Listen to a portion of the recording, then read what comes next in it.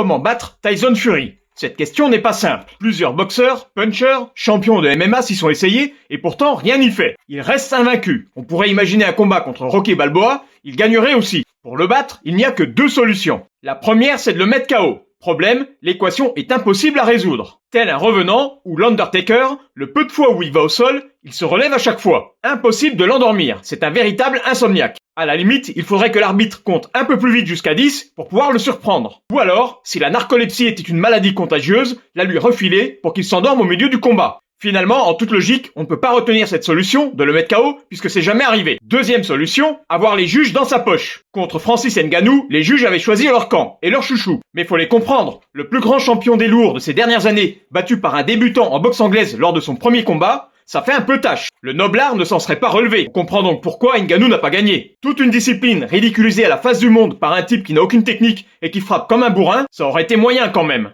Mais finalement, l'ex-champion de MMA s'est boxé, lui à qui on promettait une défaite cuisante. Que nenni, les juges en boxe amateur lors des JO ne savent pas compter, et ben dans un match d'exhibition non plus. Pour ceux qui croyaient qu'avec la FIFA, le foot et le ballon d'or qui étaient corrompus pour faire gagner systématiquement leurs joueurs favoris, coûte que coûte, eh bien non, il y a aussi la boxe. Le problème dans le sport, c'est quand ta victoire ne dépend pas que de toi.